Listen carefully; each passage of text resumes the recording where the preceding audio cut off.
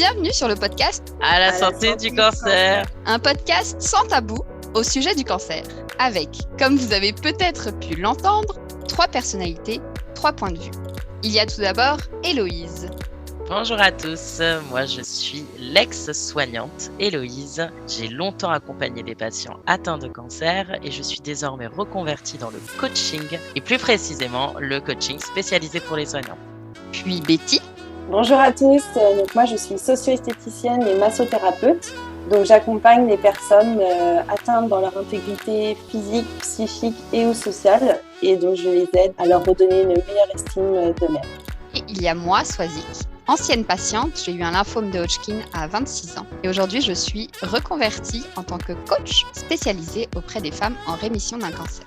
Les présentations sont faites, on vous souhaite un excellent épisode.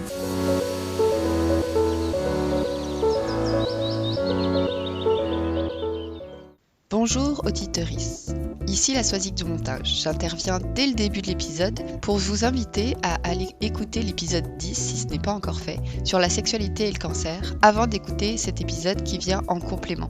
Dans l'épisode 10, vous nous entendrez Betty, Héloïse et moi parler du sujet. Tandis qu'ici, le trio change un petit peu.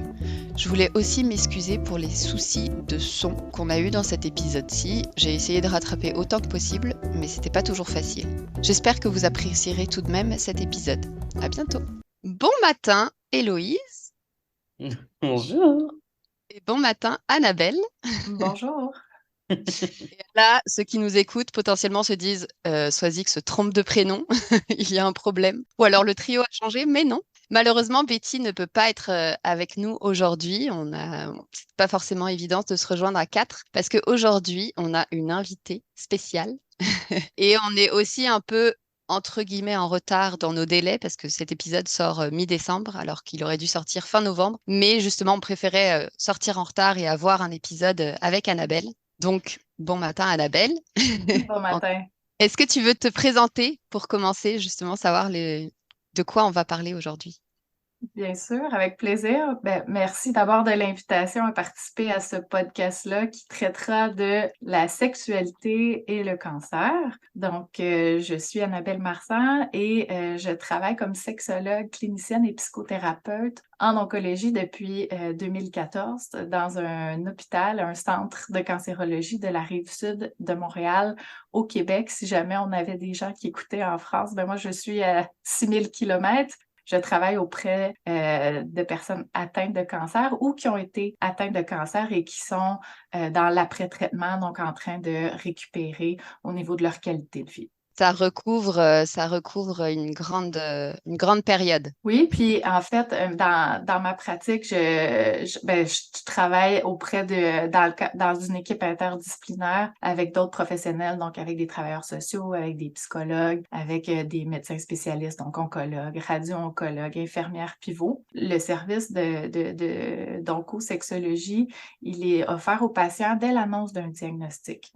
Donc, et ce n'est pas exclusif aux gens qui ont terminé des traitements ou qui sont en traitement. Donc, dès l'annonce d'un diagnostic, pendant les traitements aussi, s'il y a des préoccupations, puis par la suite aussi dans le décours, soit d'une maladie qui serait pas nécessairement curative. On peut suivre aussi des patients qui vivent le cancer comme une forme de maladie chronique et également ceux pour qui ils seront en rémission, mais pour qui le retour aussi de le rétablissement après les traitements va s'étaler sur quelques années, là. Est-ce qu'il y a justement une limite de temps auquel, je veux dire, après les traitements, justement, est-ce qu'il y a un certain temps pendant lequel ils peuvent te voir, puis après lequel c'est comme limité, disons? Dans la façon dont on a choisi d'offrir le service ici, on n'a pas mis de délai de temps. Puis je vais expliquer pourquoi. C'est parce qu'on s'aperçoit aussi que le rétablissement a ses étapes en lui-même et que les difficultés en lien avec la sexualité et le moment de les aborder ou de les travailler peut venir dans un certain nombre d'années, même après. Donc, tant que la difficulté se relie à une conséquence ou une séquelle du traitement oncologique, je vais pouvoir rencontrer les gens. Et justement, tant qu'on est là, dans cette question-là des patients, et comment ils arrivent à toi, du coup, ces patients-là? Les patients sont référés à moi par le biais des autres professionnels avec qui je travaille. Donc, ça peut être le médecin oncologue, le médecin radio-oncologue. Ça peut être également les infirmières pivots qui ont quand même un lien privilégié puis quand même assidu avec les patients. Ça peut être les infirmières de radiothérapie également. Donc, de façon générale, ça va être ces intervenants-là, mais comme je travaille dans une équipe inter, il est possible aussi que ce soit les psychologues qui, après ou pendant un suivi, la question de la sexualité va être un peu plus à l'avant-plan. Il va y avoir des raisons pour lesquelles une personne va avoir des besoins ou des questions ponctuelles. Ça peut être aussi des questions ponctuelles et pas nécessairement un besoin de suivi plus régulier ou assidu thérapeutique. Alors, ça peut être aussi les psychologues qui me réfèrent une personne ou un couple. Ok. Et du coup, vous, c'est vraiment inscrit dans un protocole finalement quand le patient est atteint de cancer? Parce que nous, tu vois, par exemple, en France, on n'a pas ce système-là comme ça directement où ils sont envoyés à toi comme là, tu viens de nous l'expliquer. C'est pas nécessairement inscrit dans un protocole, mais c'est un service qui est dans le continuum de soins. Et donc, D'accord. c'est un service qui peut être offert aux patients dans le continuum de soins, dans sa prise en charge en oncologie, mais il n'est pas systématique. Donc, c'est-à-dire que c'est pas tous les patients qui vont être suivis dans le département ici qui vont être nécessaires, qui vont passer nécessairement par moi. Ok. Donc, si je comprends bien, on ne parle pas nécessairement systématiquement de la sexualité, des problèmes liés à la sexualité, à l'intimité, autant qu'on parle des douleurs, des conséquences physiques, des traitements ou du cancer en lui-même. Oui, je pense que c'est un aspect qu'on a en tête, que les intervenants ont en tête, mais qui est peut-être relégué à des priorités secondaires pour toutes sortes de justifications qu'on se donne, pour une question aussi de manque de temps, de beaucoup, tu sais, pour les intervenants, de manque de temps, de manque de personnel, on va dire, souci d'efficacité puis d'y aller au plus prioritaire parce que il y a un roulement, il y a beaucoup de patients à voir et tout ça. Donc, non, j'ai l'impression que ce n'est pas systématique, le fait d'aborder la sexualité. Peut-être qu'il y a certains types de cancers, par contre, qui font en sorte qu'on va y aller d'une manière un peu plus naturelle, mais dans d'autres cas, c'est probablement un thème qui sera pas à l'avant-plan de l'information qui va être transmise aux patients ou même dans certains cas, ça va être carrément tabou aussi, là. Parce que en soi, la sexualité peut être un sujet tabou. La maladie ajoute comme un deuxième tabou là-dessus, comme si c'était deux éléments qui, quand on les juxtaposait, faisait en sorte que ça rendait ça encore plus difficile ou faisait en sorte d'apporter une gêne ou un malaise à parler de sexualité qui était plus accru. Comme si ça allait peut-être être inapproprié de le faire, que ça allait mettre tout le monde mal à l'aise ou le patient mal à l'aise, puis les intervenants aussi qui l'auraient en tête de l'aborder, mais auraient peur aussi d'être mal reçus. Tu sais, si la question importune un patient ou une patiente à qui on poserait la question. Et du coup, dans là où tu travailles, il y a les professionnels de santé, tout ça sont formés ou toi-même, est-ce que tu formes ces personnels-là à ces sujets ou pas du tout? Puisque là, comme tu nous expliques qu'en fait, bah, ça peut être un tabou, qu'il y a cette notion de double tabou, est-ce qu'il y a quand même une formation ou pas du tout? Ben, la chance qu'on a de travailler en équipe, c'est que mes collègues aussi, je pense, se sentent peut-être plus sécurisés d'ouvrir cette question-là parce que ils vont se dire, ben, si jamais on ouvre une boîte de Pandore, il y aura quelqu'un vers qui on pourra orienter la personne. C'est pas un manque de bonnes intentions de ne pas l'aborder, c'est que les gens se disent si je vais toucher à ce sujet-là et que ça déclenche quelque chose ou qu'il y a des préoccupations auxquelles on aura à s'attarder, ben je préfère, tu sais, j'aurai mes limites et je préfère de loin avoir quelqu'un qui puisse récupérer ça par la suite. Donc, je pense que le fait d'être intégré à une équipe interdisciplinaire peut soutenir la confiance des intervenants à l'aborder parce qu'ils disent quoi qu'il arrive, je peux me référer ou je pourrais référer à la sexologue qui aidera, tu sais, à soutenir les interventions en matière de sexualité ou qui carrément pourra voir la personne qui vit de la détresse puis des difficultés plus significatives en lien avec sa vie sexuelle pendant le cancer ou après. Ouais, ça fait du sens, effectivement. Mais pour ce sujet-là, justement, nous, on a déjà fait un épisode. Si jamais ceux qui nous écoutent ne l'ont pas écouté, vous pouvez aller l'écouter également. Et pour ça, justement, on a voulu se renseigner du fait que c'est un sujet tabou, du fait que c'est pas un sujet tellement abordé, etc. Et on a écouté des conférences et effectivement, c'était un point qui ressortait, cette idée de non seulement les soignants, les intervenants sont pas forcément à l'aise avec l'idée d'en parler eux-mêmes comme tu dis, avec comment la personne en face va réagir. Mais effectivement, en plus, c'est même si on aborde le sujet, qu'est-ce qu'on en fait derrière, en fait? Qu'est-ce que la personne en face va nous dire? Nous, on n'aura pas forcément de réponse. On n'est pas forcément formé pour ça, donc c'est hyper intéressant ce que tu dis d'avoir quelqu'un à qui se référer derrière, d'ouvrir la porte finalement et pouvoir référer derrière. Ouais. Puis, ce que ça me fait penser, c'est aussi que les intervenants peuvent se mettre une pression à avoir des solutions. Alors que bien souvent, ce qui peut faire énormément de bien, c'est juste d'en avoir parlé. C'est juste d'avoir eu la possibilité de le dire et de s'être fait normaliser.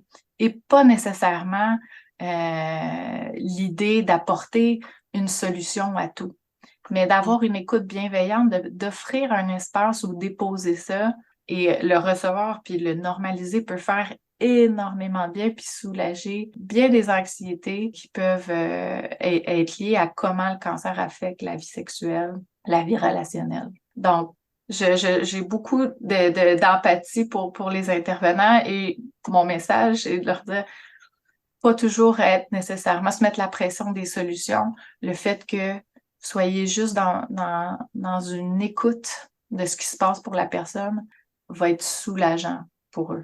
Mais justement, c'est génial là ce que tu amènes, dans le sens où c'est quelque chose finalement qu'on n'entend pas. Donc merci de nous amener ça, vraiment merci. Et du coup, justement, pour aller vers les patients, là on a parlé un peu du côté paramédical, tout ça. Au niveau des patients plutôt, quelles seraient les angoisses, les peurs, les inquiétudes avec lesquelles ils viennent? C'est quoi les choses en fait qui t'amènent? En fait, c'est des peurs ou des angoisses qui sont profondément humaines. C'est celle de sentir que on n'est plus désirable, qu'on a l'impression d'être diminué ou qu'on aurait perdu de la valeur en étant malade. La culpabilité aussi, la culpabilité d'être dans un moment où on n'est pas en mesure de répondre et d'être dans la mutualité des besoins en lien avec la sexualité parce que on est trop fatigué, parce qu'on n'en a pas la capacité.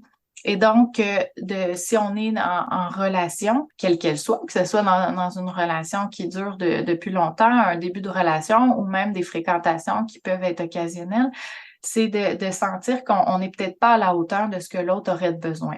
Et ça peut faire vivre un sentiment d'inadéquation, des doutes. Et c'est là où, quand on parle d'angoisse et de peur, ça peut venir interférer avec comment on va se comporter, comment on va réagir, puis comment on va vivre aussi la sexualité ou ne pas la vivre parce que habité par ça, dans certaines situations, la meilleure façon de s'y adapter, ça va peut-être être de l'éviter.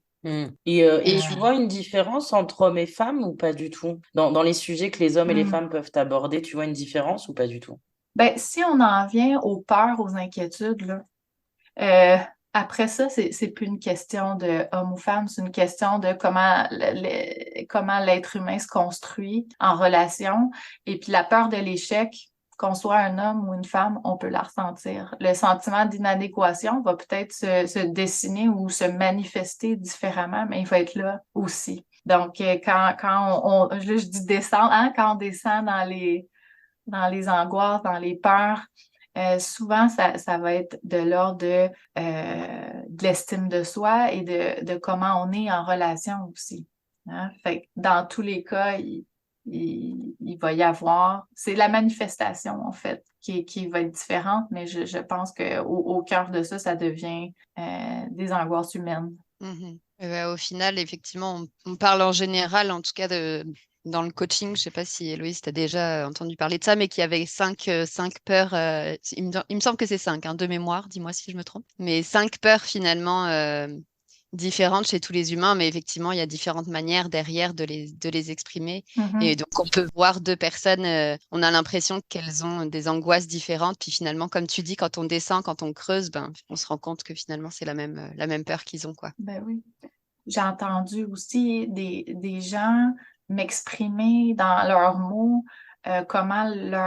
qui elles étaient avant leur manquait. Donc, des émotions qui se rapprochent de celles du deuil, mais d'un deuil de soi, comme si on avait perdu qui on était. Et ça, quand on n'arrive plus à se rencontrer soi-même ou que ça prend, tu sais, qu'il nous faut un processus pour se rencontrer de nouveau après la maladie ou avec la maladie, parce qu'elle ne sera pas toujours guérissable. Ça demande un processus où on traverse toutes sortes d'émotions qui vont se rapprocher de celles du deuil.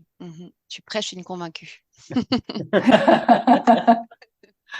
Et par rapport en termes d'âge aussi, déjà, est-ce que tu as des personnes, des patientes d'âge varié ou...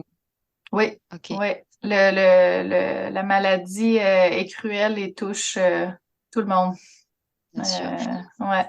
Justement, quand on parle de tabou par rapport à la sexualité, tu disais différentes juxtapositions, différentes couches tout à l'heure par rapport à la maladie, à la sexualité. Et je pense qu'il y a aussi, même par rapport au sexe, justement, de savoir entre les hommes et les femmes. Puis je pense qu'il y a l'âge aussi. On parle encore Tout moins de à fait. sexualité en termes de personnes Bien âgées. sûr. Ben, bien sûr, tantôt, je parlais de double tabou, de deux tabous. La sexualité en est un, la maladie en ajoute un par-dessus, le vieillissement en est un troisième. Donc, c'est des éléments où quand on est un peu coincé dans ce triple tabou-là, on peut sentir, ce qu'on va sentir, c'est que on va se retenir ou on va se sentir freiné d'aborder ça encore plus parce qu'on va avoir ces trois couches de tabous-là qui vont venir se négocier en dedans de nous. Mais on va dire, est-ce que ça se fait-tu? Je veux pas mal faire. Ou on va carrément peut-être occulter ça à cause des tabous. Donc, on verra, ça va être comme un angle mort qu'on n'aura pas dans notre champ d'intervention parce que c'est comme si ça serait de l'ordre de l'impossible de le faire. Alors que, peu importe l'âge, c'est une dimension fondamentale de l'être humain. Hein? Et c'est un aspect, la sexualité, qui peut faire du bien jusqu'à la fin de la vie. Tout à fait. Oui, et puis on sait que justement, le cancer, quand même, touche beaucoup de personnes âgées. En tout cas, pour le moment, ça reste une majorité de personnes concernées par le cancer. Non, mais c'est hyper intéressant de le voir aussi sous ce prisme. Et je trouve que les images que tu prends sont très parlantes. Et vraiment, ça fait écho. Et justement, par rapport à ça, est-ce que aussi dans ton champ de compétences, dans le cadre de ton travail, tu accueilles aussi les partenaires, s'il y en a? Et est-ce que tu Bien travailles sûr. avec eux? Et du coup, comment ça se passe? Et quelles sont finalement à eux leurs angoisses? Qu'est-ce qui se passe avec eux? Oui, tout à fait. On peut à la fois rencontrer les personnes individuellement, puis dépendamment comment l'intervention va se dessiner, faire inviter finalement là où la partenaire à des rencontres pour favoriser, on va dire, aider le partenaire à faire équipe avec la personne et elle-même à être guidée dans quel est son rôle comme coéquipier, comme allié dans l'adaptation que la situation va demander. Ça peut être sinon, dès le départ, des suivis qui vont se faire en couple.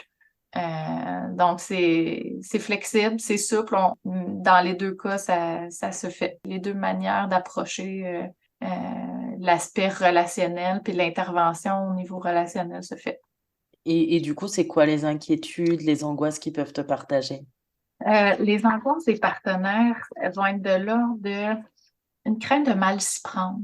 Et puis, il y a de la compréhension, mais en quelque sorte, c'est difficile hein, de savoir exactement qu'est-ce qui se passe dans la tête, dans le cœur, puis dans le corps de l'autre personne. Fait qu'il peut y avoir une forme d'incompréhension, mais qui n'est pas de la mauvaise foi, qui n'est pas de la mauvaise volonté, mais une incompréhension de l'ampleur de ce que l'autre vit, comment il le vit. Et puis, l'idée, c'est de se dire, ben, je brusquerai pas. Puis, en même temps, on se, tu sais, il y a une crainte d'impôt, tu sais, de faire connaître ses besoins, des fois sexuels à l'autre, parce qu'on veut pas déranger avec ça, on veut pas être lourd avec ça.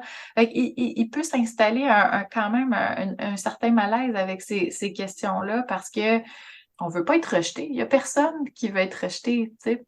Donc, la personne, le partenaire ou la partenaire veut, la dernière chose qu'il veut aussi, c'est de causer de la douleur ou d'empirer ou de déclencher des émotions difficiles à l'autre. Donc, je vais vous donner un exemple. Il peut y avoir un couple et puis il y a un moment où il y a une relation sexuelle. Puis, s'il n'y a pas de communication verbale, là, qui se fait sur qu'est-ce qui est en train de se passer, des fois, ça peut comme laisser une empreinte où il va avoir eu des attributions à ce qui s'est passé. Par exemple, un partenaire qui va avoir essayé de caresser sa partenaire au niveau de la vulve, de la masturber, puis il va se dire, ben voyons comment ça se fait, tu sais, elle lubrifie pas, ça doit être parce qu'elle me désire pas, ou t'as pas, fait que t'étais pas vraiment dans le moment.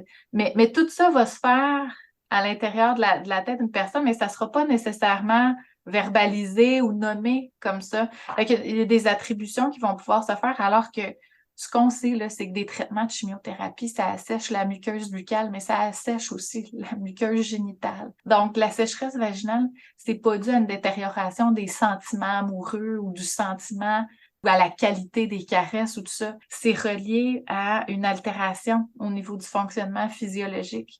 Mais ça peut être pris personnel si ça ne s'est pas communiqué, si ça ne s'est pas désamorcé. Donc, c'est super important des fois de revenir là-dessus pour désamorcer des choses parce que on va partir sur des présupposés qui vont nous rester pour un bout, puis qui peuvent se coincer ou se cristalliser, tu sais, sur des perceptions finalement que si on s'en était parlé, on se le serait dit, tu sais, que ça n'avait rien à voir avec comment bien ça avait été ou comment je t'ai senti pendant ce moment-là, puis comment j'ai trouvé ça agréable. Fait que ça au niveau des moyens, on va dire, de peut-être pas se coincer, c'est de nommer les choses, puis de pas en rester non plus à des références mécaniques de la sexualité. Parce que tout ça va un peu foutre le camp avec les traitements puis avec la maladie. Et ce qui va se compter le plus, c'est la présence de l'un à l'autre. Et c'est ça qui va rester dans la qualité, on va dire, émergente de qu'est-ce que ça peut nous donner, tu sais, d'investir encore notre vie sexuelle malgré la maladie, malgré les traitements. Oui, c'est ça. Il y a des choses possibles quand même, mais effectivement, c'est intéressant cette réflexion qui peut se faire. Puis moi, je me dis d'où l'importance aussi de l'information, parce que c'est une réflexion qui peut se faire aussi du côté de la femme, là. Si la femme elle sent que justement ça réagit pas comme d'habitude, elle peut aussi se poser beaucoup de questions si elle a des douleurs, etc. Tu parlais de culpabilité tout à l'heure. Je pense que ça peut venir aussi réveiller des choses, de se dire mince, c'est de ma faute, mince, il y a quelque chose qui va pas. Exact. Oui, puis les partenaires ou la partenaire, c'est que si la personne aussi perd ses repères, hein, si la façon de faire d'avant tient plus la route et qu'on ne sait plus elle est où finalement la route parce que les traitements, il y a eu, tu sais, des courts-circuits puis des interférences qui peuvent être médicamenteuses, des interférences qui peuvent être émotionnelles parce que aussi quand on est dans la peur, c'est un peu difficile aussi d'être en même temps dans le désir, hein? Les deux états affectifs qui sont difficilement réconciliables à un même moment. Donc, de trouver le chemin aussi, c'est qu'il faut se donner le temps parce que le partenaire ne peut pas nécessairement deviner. Puis des fois, la culpabilité peut faire en sorte que, ça nous stresse, on tombe dans notre tête, hein, on est comme un peu le moi observateur, on perd le contact avec le moment présent, puis finalement, si on s'en tient juste à la réaction génitale, ben c'est comme si on peut être dérouté parce que c'est comme si ça fonctionnait plus, tu sais, puis là, on part dans le sentiment d'inadéquation, puis bon, c'est là où le cycle, la spirale aussi se perpétue puis repart. D'où l'importance aussi justement de, j'imagine, les échanges avec toi, de comprendre d'où ça part aussi, quelle peur ça Mm. concerne justement, Mhm. etc. Ça permet certainement de démystifier un peu tout ça. Ouais. Finalement, ça permet aussi, avec tout ce que tu nous amènes, de peut-être faire aussi un lien. Certes, ça part sur la sexualité à la base, mais finalement, on sent que tu travailles tellement d'autres choses à côté. Mm. Et que, comme tu parlais, là, il y a l'estime, il y a tout ça. Enfin, on sent que il y a tellement d'autres choses qui se jouent finalement. Enfin, je trouve que c'est complètement génial, hein, le travail qu'on se le dise. Et si je puis me permettre, là, tu vois, on a vachement parlé du couple, du partenaire, et tout à l'heure, tu as amené la notion des gens voilà, qui avaient des fréquentations, comme tu disais, donc finalement Mhm. les célibataires. Est-ce que tu en as déjà accompagné et qu'est-ce qu'il en est pour eux, justement? Qu'est-ce que tu leur dis? Et quelles sont leurs angoisses à eux, finalement, aussi? En fait, je m'intéresse d'abord à qu'est-ce que eux ont besoin de dire et qu'est-ce que eux ressentent dans leur situation. Puis les préoccupations en lien avec la sexualité, c'est une question qui concerne tout le monde et pas un statut relationnel en particulier, hein. Et je dirais même, si on est dans une situation où on n'a pas de partenaire et qu'on vit une maladie comme un cancer, ça peut être d'autant plus troublant que si on est dans une relation où on est installé dans quelque chose qu'on ne sent pas en péril ou qui est sécurisant et tout ça. Donc, il faudrait surtout pas oublier ces gens-là et penser que parce que ils ne sont pas dans une relation de couple, quelle qu'elle soit, que ces questions-là concernant la sexualité ne sont pas importantes. Bien sûr. Je vous donne l'exemple de quelqu'un dont les traitements auraient des impacts sur son fonctionnement sexuel. Par exemple, un homme qui apprend qu'il a un cancer de la prostate, il n'est pas nécessairement dans une relation de couple. Et dans ce cas-là, c'est, ben, tu sais, s'il y a une dysfonction érectile qui survient à cause des traitements, c'est pas grave parce que ça, tu sais, il n'est pas en relation. Faux. Cette personne-là pourrait même se questionner à savoir est-ce que je prends les traitements ou pas? Est-ce que, tu sais, dans la balance de ce que je décide, ce que je fais comme choix d'opter ou non pour des traitements, il y a certaines personnes qui vont sérieusement se questionner avant de faire leur choix parce que ils savent qu'après ça, tout va être différent.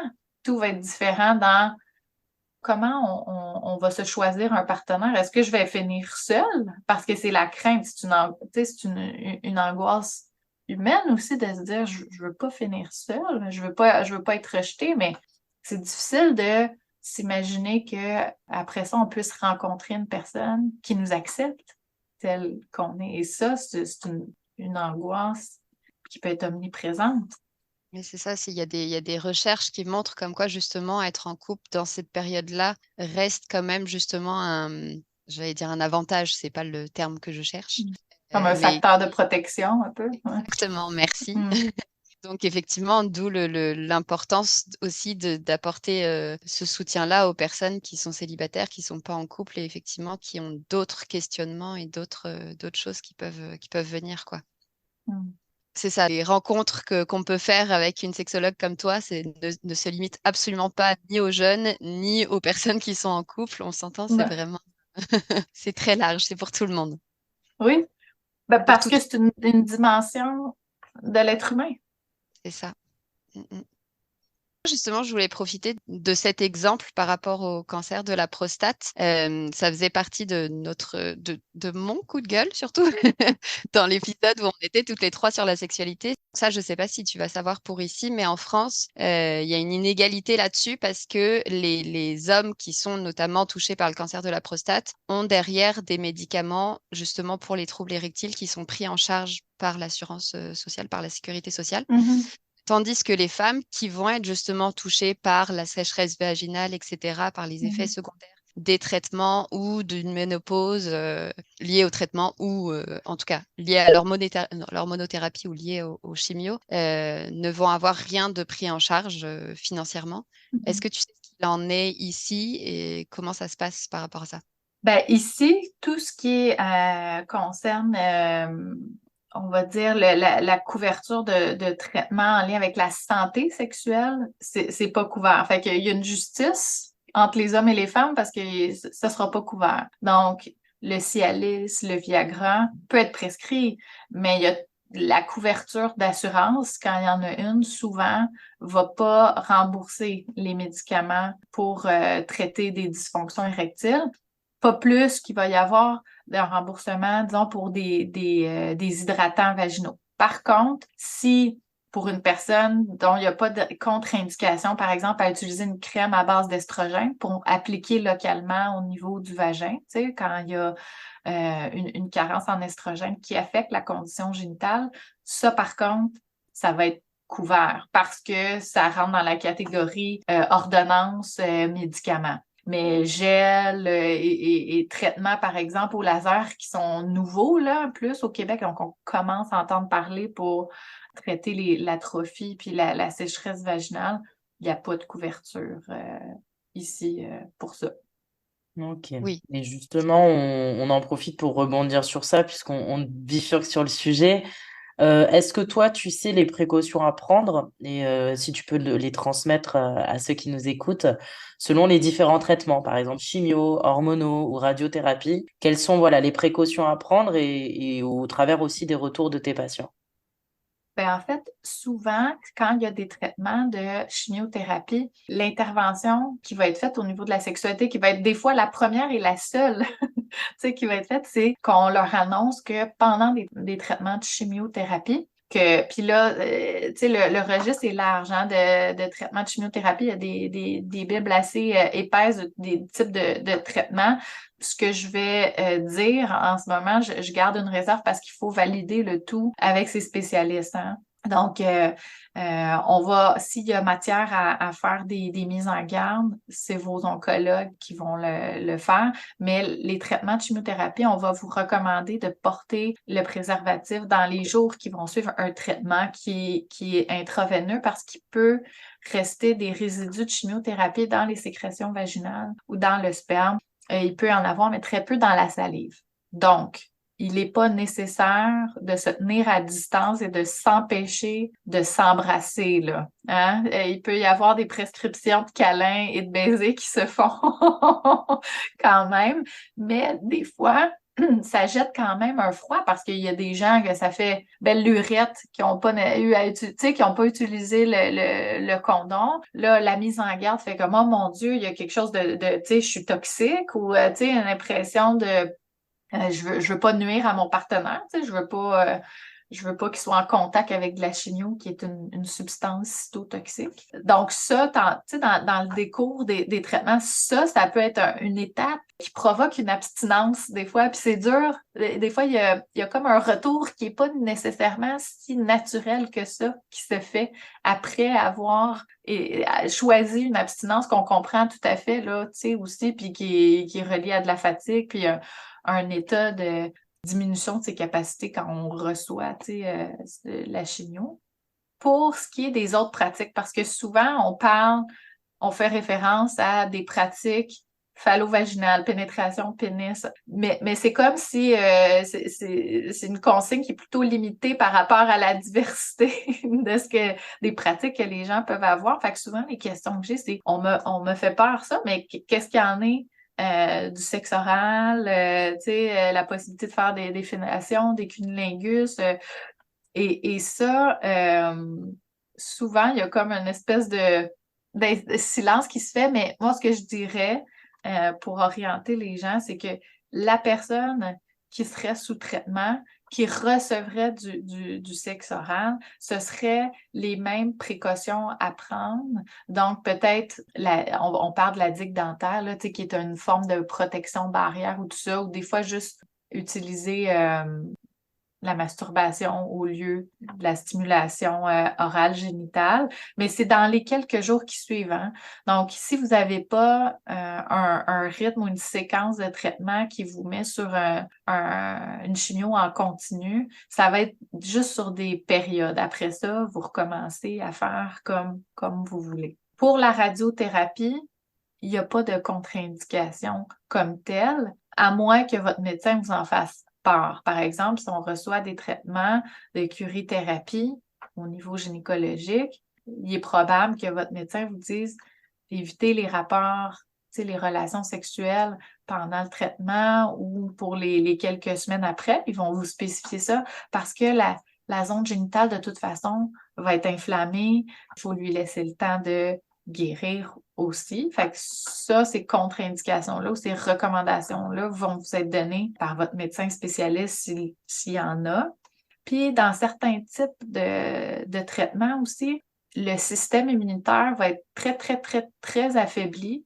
On va vouloir à tout prix éviter toutes sortes de petites blessures, même microscopiques, hein, même un petit reculon de doigt là, qui fait une petite... et on ne veut pas de saignement pour des questions de coagulation. Fait qu'on va quand même mettre les patients en garde parce que des activités sexuelles, puis des portes d'entrée à des infections, ben ça peut se faire aussi par la voie des organes génitaux, puis par un échange sexuel. Donc, ça va vous être dit, mais je donne un peu les raisons pour lesquelles, des fois, on pourrait vous dire de prendre certaines précautions. Oui, justement, on parlait de sécheresse vaginale. Dans ces cas-là, justement, la zone est beaucoup plus sensible. Donc, effectivement, plus à risque aussi de blessures ou, Bien comme sûr. tu dis, microscopiques. Mais... Des fois, c'est pas si microscopique que ça, même, parce que il peut y avoir des sécheresses qui soient vraiment sévères. Et puis là, il faut faire attention aussi pour les patientes de pas endurer de la douleur, parce que la douleur s'inscrit après ça dans une espèce de cycle négatif d'appréhension, parce que la peur d'avoir mal fait que tous les muscles aussi vont se contracter, le corps va vouloir se protéger d'avoir cette douleur-là. Donc, réellement, l'information sur la sécheresse, mais aussi les moyens non hormonaux, non pharmacologiques de la traiter, parce qu'il y a des femmes qui ne peuvent pas avoir recours à des traitements à base d'estrogène. Donc, les hydratants vaginaux, les débuter, dès qu'il apparaît des symptômes comme ceux-là, ça pourra aider. Ça pourra aider à ce que ça ne se détériore pas. Puis, dans un second temps, l'idée des conseils de base qui reviennent, c'est la lubrification ne sera pas reliée à une affaire d'émotion. Ça ne sera pas relié à un dysfonctionnement de l'appareil psychique sexuel. Ça va être physiologique. Donc, intégrer des lubrifiants à base de silicone ou d'eau, pour s'enlever aussi cette pression-là, à être préoccupé par sa réaction génitale qui forcément risque d'être altérée par des traitements forts comme ceux en chimiothérapie puis en radiothérapie, puis avec des traitements aussi qui vont manipuler le système hormonal aussi, là, des ménopauses induites de façon médicamenteuse et précocement. C'est sûr que c'est susceptible d'entraîner des changements au niveau de la flore génitale. D'où l'importance de l'information, d'où l'importance de la communication, d'où l'importance de se faire aider aux besoins pour comprendre justement tout ça et pour pas que s'installe, comme tu disais tout à l'heure, justement un cercle vicieux de réflexion, etc. Et des conséquences à plus long terme. Ouais. Exact, parce que, est-ce qu'il y a des risques à peut-être pas aborder la santé sexuelle? Oui, il y a des risques. Si l'information n'est pas transmise, on cause du tort.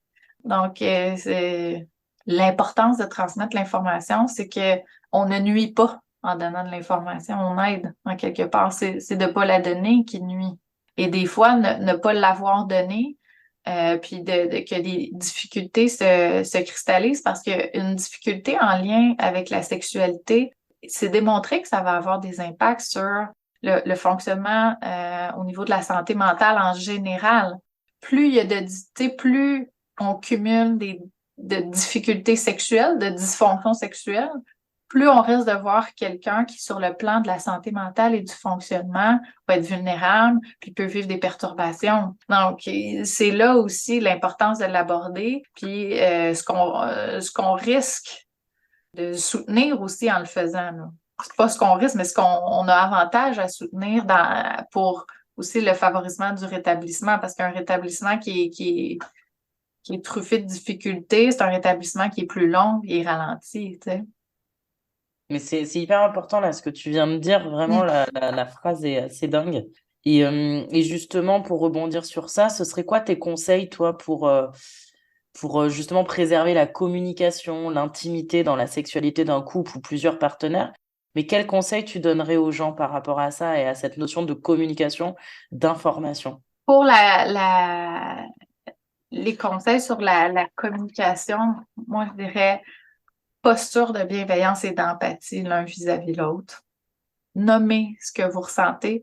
Tu sais, que ce soit à l'écrit, des fois, c'est plus facile aussi. Toutes sortes de formes de langage hein, qu'on peut utiliser pour nommer les choses et se donner du temps aussi. C'est plus qu'un marathon, un épisode de cancer, c'est comme un Ironman. Tu sais, il va y avoir des points de chute, tu sais, c'est un long parcours, c'est un grand parcours, fait qu'il faut se donner du temps, de l'indulgence. J'aurais tendance à dire aussi, au-delà du génital, investissez le toucher, les caresses non sexuelles, tu sais, la peau, puis la peau là, est le premier organe avec lequel on sécurise un bébé aussi, hein, à sa naissance, qu'on le rassure, qu'on lui montre notre présence. Fait que c'est le toucher et les caresses, même si elles sont pas sexuelles, apportent énormément. Apportent énormément. Donc, ça peut aussi aider à établir une confiance tu sais, faire cette traversée-là qui amènera des changements, puis qui va demander une grande résilience, tu sais. Puis dans certains cas aussi, pour enlever là, tu sais, toutes les attentes, la pression qui pourrait être liée à comment est-ce qu'on va pouvoir s'y prendre puis tu sais, se faire du bien. Il y a des exercices où on peut se pratiquer à se toucher sans intention sexuelle, là. Mais parce que pendant les traitements, il va y avoir des zones érogènes, si c'est un cancer du sein, un cancer qui va affecter la zone génitale ou les zones érogènes, il va y avoir des zones qui vont donner l'impression d'être des champs de bataille, tu sais.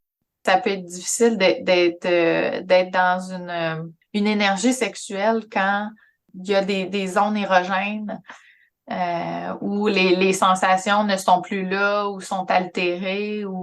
Puis ça peut mettre une pression.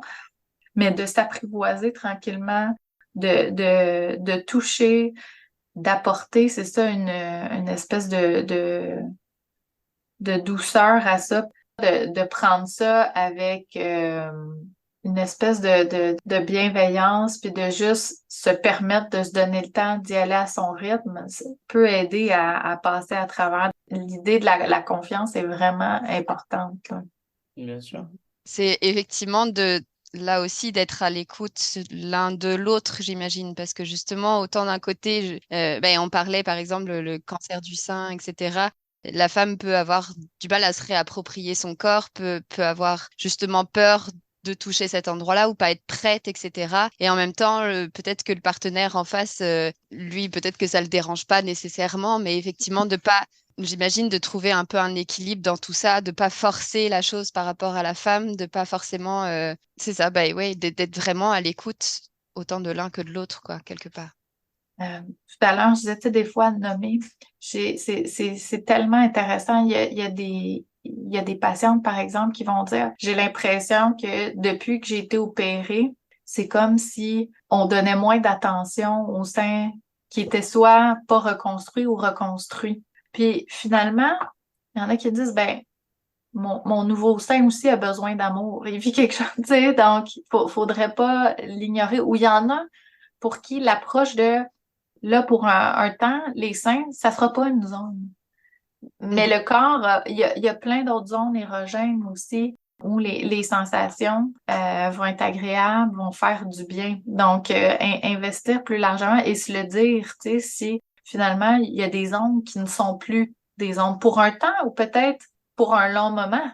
Hein, tu sais, ça dépend de ce que va être le processus. Mais je trouvais ça intéressant la façon dont c'était amené sur c'est comme si on l'ignorait ou c'est comme si on les ignorait, Mhm. alors qu'ils ont peut-être besoin de reconnaître puis d'avoir aussi de l'attention puis de l'amour. Mhm. Une déconstruction qui peut se faire aussi. Et justement, on est tellement construit dans la sexualité d'une certaine manière. Tout à l'heure, justement, tu parlais, on parle facilement de la pénétration, alors que finalement, il y a plein d'autres pratiques possibles. Donc, effectivement, je me dis, quelque part, ça peut permettre une déconstruction un peu et une reconstruction différente de la sexualité qui peut être très saine, finalement. Bien sûr, bien sûr, ça élargit le champ des possibles, mais c'est vrai que la première étape, ça va être un travail de déconstruction, bien souvent, de ce qui était le avant, puis à quoi le avant référait dans nos croyances, puis dans, on va dire, nos scénarios sexuels, tu sais. Donc, effectivement, avant de rebâtir, il y a comme une étape de déconstruire les choses parce que il y a peut-être des éléments auxquels on aura à renoncer d'une certaine façon parce que les séquelles seront là, puis elles seront durables. Tu sais. Justement, là, tu parlais de déconstruction. Mm. Comment on peut, après ça, parfois aussi gérer les frustrations? Parce que des fois, Mhm. dans la déconstruction, il y a des périodes de frustration aussi, Mhm. tant au niveau des Ouais. aidants que de la personne elle-même. Comment Ouais. tu gères ça? Donner l'espace, puis de mettre des mots sur cette frustration-là, la comprendre parce que, tu sais, tantôt, je parlais des émotions reliées au deuil. La colère Mm. est une émotion qui peut être traversée, qui est une étape. Et une colère qui est nommée adéquatement peut effectivement permettre d'avancer dans son processus et pas nécessairement être destructive. Ça peut être une étape vers aussi l'adaptation. Hein? C'est pas de dire il n'y en aura pas de frustration, mais de donner un espace pour l'écouter. Puis entendre cette colère-là permet souvent de la soulager aussi.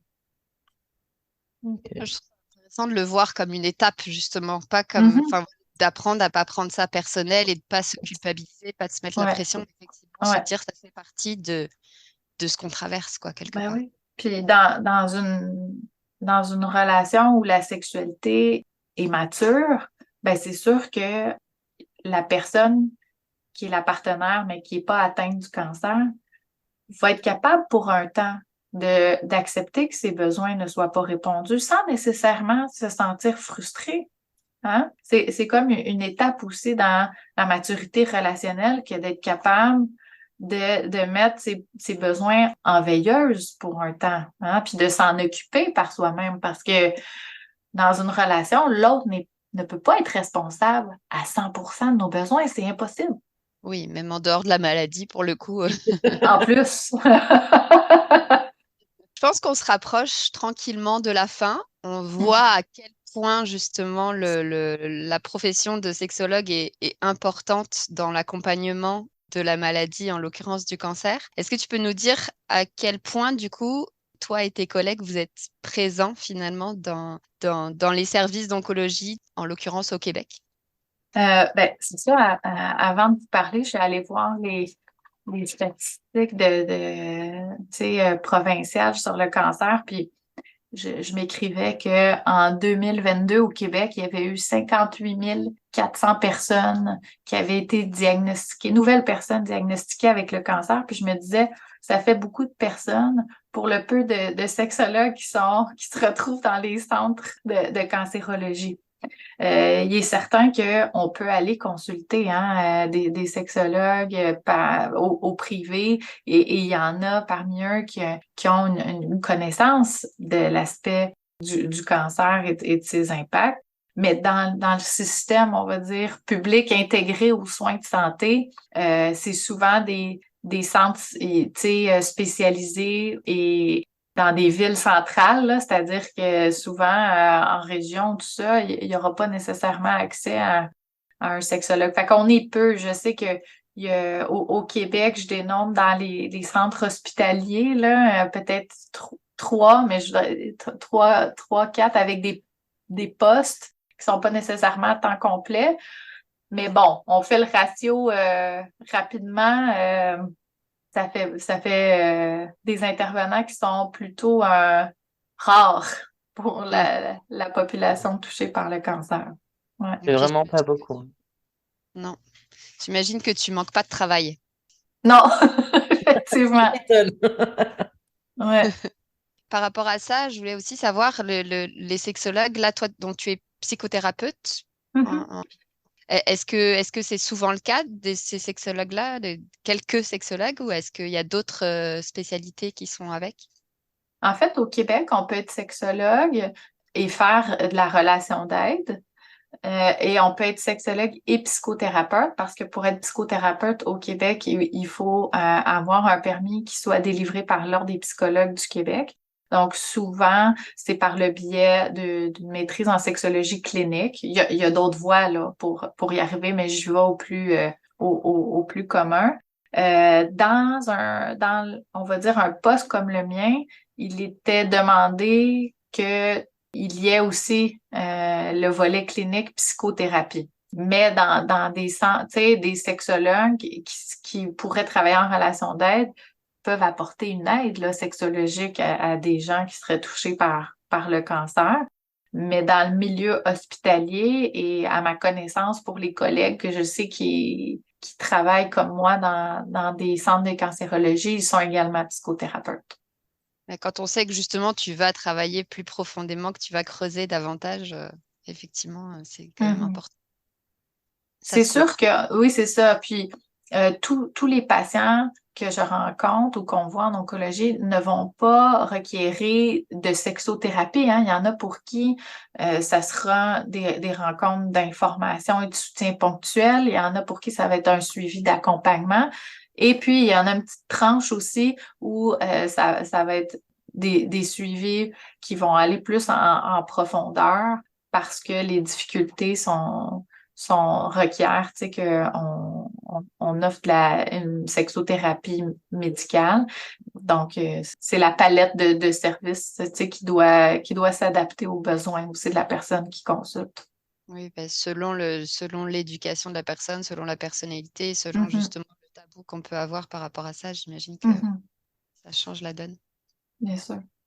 Et du coup, avec tout ce qu'on s'est dit, déjà, merci pour tout ce que tu nous as amené. Vraiment, c'était mais tellement riche. Merci mille fois. Avec tout ce qu'on s'est dit, pour toi, ce serait quoi le défi actuel du sujet de la sexualité dans le cadre de l'oncologie, donc des cancers? Mhm.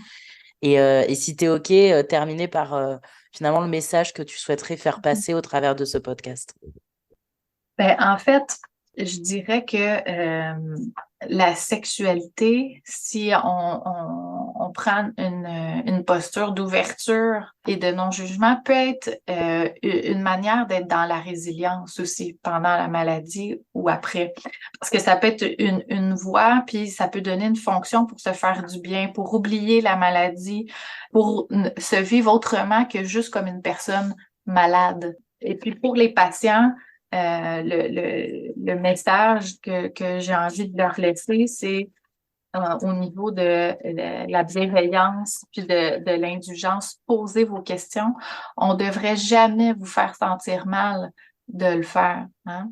Puis pour les intervenants, ben, je leur dirais de continuer à adopter une attitude d'ouverture, de non-jugement, parce que c'est améliorer les soins qu'on offre aux patients. C'est d'humaniser le soin que de le faire, puis de porter attention à ses propres croyances, hein, en lien avec la sexualité pour continuer d'adopter une approche qui se déroule dans un environnement d'inclusion. Donc, je pense ici à nos tabous du départ là, sur la question de l'âge qui nous freinerait avec la question de l'âge, mais également avec toutes ces personnes de la diversité sexuelle aussi, hein. Souvent, c'est des gens qui vont être très réservés d'amener leurs préoccupations, mais qui, comme n'importe quel être humain, vont en avoir. Donc, il faut pas les oublier, ces gens-là. Il faut être ouvert et inclusif à ce qu'ils vivent aussi, parce que devant la maladie, ben, on est tous des êtres humains, hein. Mm, mm. Waouh! Juste waouh! Franchement, je laisserai Swazik terminer, mais merci parce que tu nous as amené vraiment un angle et une vision tellement riche. En plus, tes images, en tout cas, moi, elles m'ont beaucoup parlé. Il y a beaucoup de choses qui ont résonné aussi en tant qu'ex-soignante. Mm. Et j'aime beaucoup le prisme que tu as amené de allez-y, quoi. Vous offrez aussi une opportunité pour ces gens de rendre ça juste normal, en fait, et de libérer cette parole. Donc, sincèrement, un énorme merci pour ce que tu nous as amené et pour la richesse de ce podcast grâce à toi. Donc, je te dis un énorme merci et je laisserai Swazik conclure. Eh ben moi, j'ai un tout aussi gros merci pour cet échange. Effectivement, ce sujet quand même nous tenait à cœur. Puis on est complètement convaincus de l'intérêt du métier de Betty, de socio-esthéticienne, et on est tout aussi convaincus de ton métier à toi, de l'importance de ton métier à toi dans l'accompagnement des personnes atteintes de cancer ou post-traitement. Et ouais, c'est ça, c'est loin d'être secondaire, comme tu disais, ça a vraiment des conséquences sur la santé mentale aussi. Donc voilà, je ne C'est un peux que dire. vaste sujet, hein? On aurait pu faire encore, 45 heures. Ben, merci de l'invitation, ça m'a fait plaisir. Je suis une convaincue aussi, là. Je suis heureuse d'entendre que, je veux dire, ça a pu faire écho à ce que vous vivez aussi dans vos pratiques respectives, puis aux gens qui nous écouteront aussi parler de ça. Mm. Ouais, et puis c'est souvent la conclusion qu'on a dans nos podcasts, c'est qu'on pourrait en parler pendant des heures.